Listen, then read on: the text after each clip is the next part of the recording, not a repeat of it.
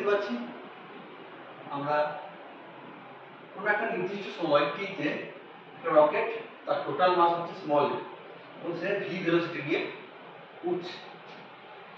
কিছুক্ষণ পর, কিছুক্ষণ বলতে টাইমটা ডেল্টা টি টাইম পর, কাজে টাইমটা এসে দাঁড়াবে t প্লাস ডেল্টা টি।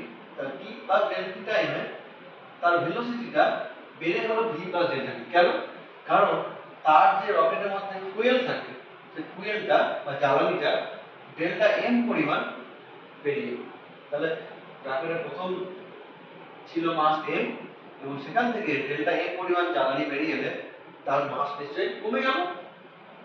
রকেটের টোটাল মাস ধরলাম যদি m থাকে, m থেকে চেঞ্জ হয়ে হলো m প্লাস ডেল্টা m, কারণ এই ডেল্টা m টাকে আমরা ধরে নিচ্ছি negative quantity.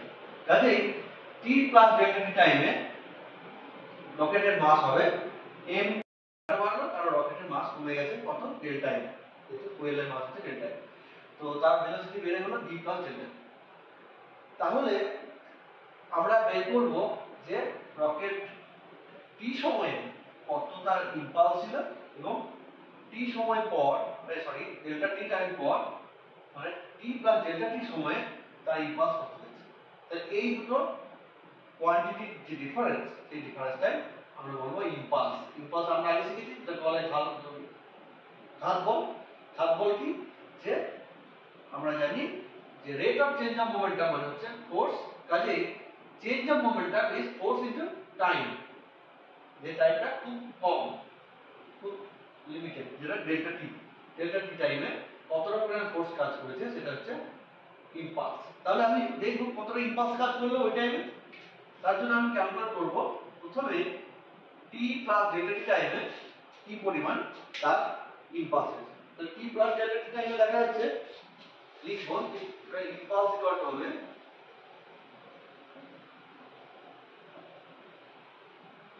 t plus delta টি টাইমে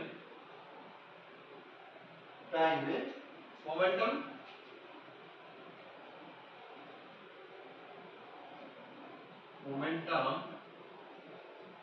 at t plus delta t, ঠিক আছে, মাইনাস মোমেন্টাম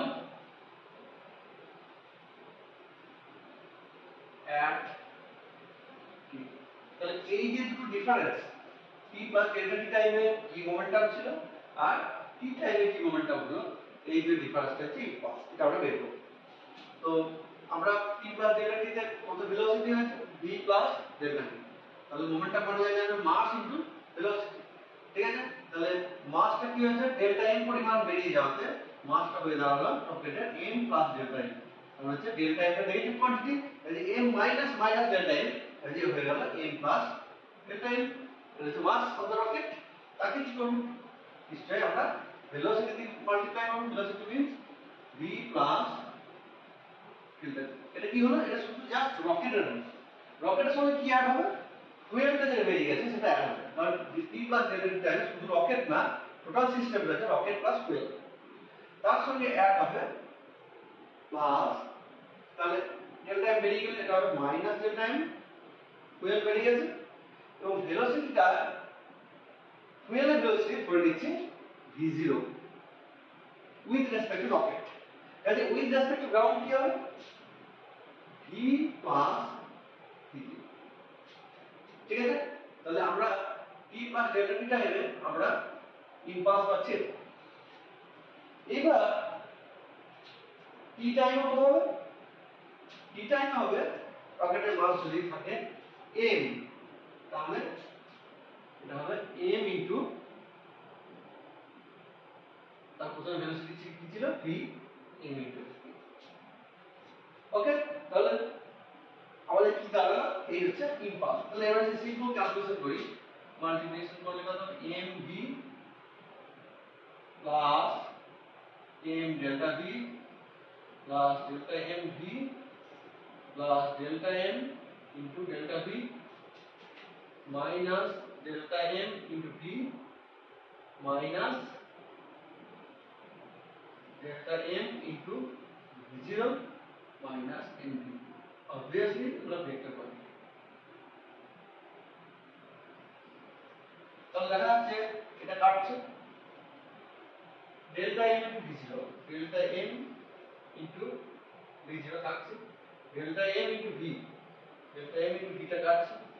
তাহলে আমাদের পড়ে রইল m delta v plus delta m into delta v minus delta m into v0। Okay, এবার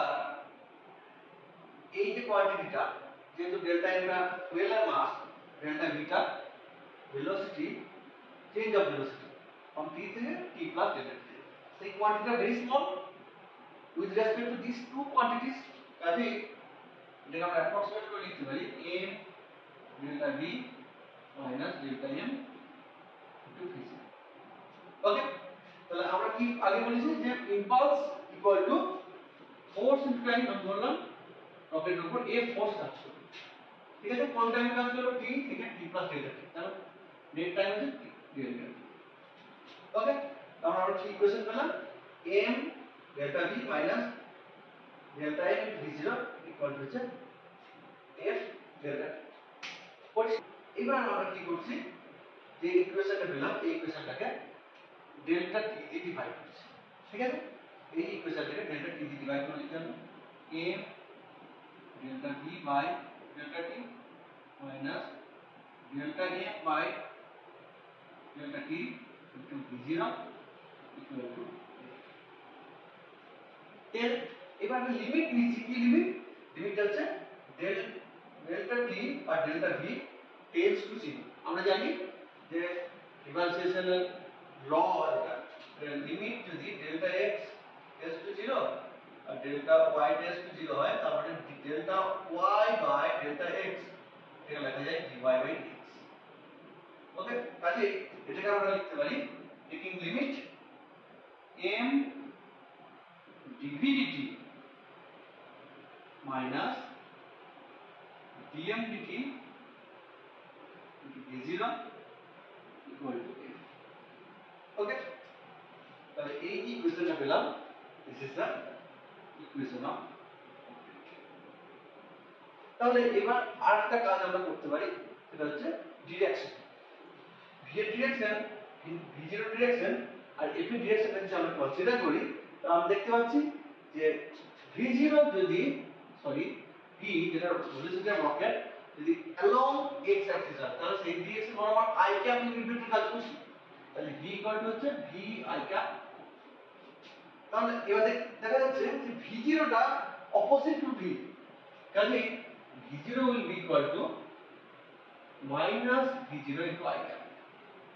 ওকে, আর ফোর্সের ডিরেকশন আর v এর ডিরেকশন একই, কাজে f will be equal to f into i cap। ওকে, কাজে এটা যদি প্রুফ করি আমরা, তাহলে এটা অন্য ফর্ম পাবো, সেই ফর্মটা হচ্ছে m dv dt, এটা প্লাস হয়ে যাবে যেহেতু ডিরেকশনটা opposite, plus v0 dm dt equal to f। ঠিক আছে, আমরা ভেক্টরিয়াল ফর্মে লিখলে এটা লিখবো আর স্কেলার ফর্মে লিখবো। তো this is the equation of motion of rocket. এবার আমরা যদি ধরে নিই যে রকেটের উপর কোনো রেজিস্টিং ফোর্স কাজ করছে না, মানে কোনো এয়ার রেজিস্ট্যান্স নেই এবং গ্র্যাভিটি কোনো পুল করছে না, গ্র্যাভিটেশনাল পুলের বাইরে কোনো গ্র্যাভিটি তার উপর কাজ করছে না, কারণ beyond it's gravity, earth gravity. তো কাজেই আমরা যে ফোর্স দিয়ে তাকে থ্রো করা হয়েছিল, সেই ফোর্সটা কি হবে, কোনো নেট ফোর্স তারপর কাজ করছে না, কাজেই আমরা ডান যে রাইট হ্যান্ড পার্টটা জিরো করছি। এই থ্রাস্ট অন দ্য রকেট বের করতে গেলে আমরা কি করব, যে টেকিং f equal to 0, কারণ আমরা ধরে নিচ্ছি there is no earth gravity and no air resistance। তাহলে f equal to 0, তাহলে f equal to 0 হয় m dv dt minus v0 dm dt equal to 0। তো এই ইকুয়েশন আমরা পেলাম। এবার এখান থেকে আমরা যেটা বার করব এটা হচ্ছে থ্রাস্ট। হোয়াট ইজ থ্রাস্ট, যে এই যে দেখা যাচ্ছে v0 into dm dt, এই যে কোয়ান্টিটি, এই কোয়ান্টিটিটা আমরা থ্রাস্ট বলছি। তাহলে আমরা বের করব thrust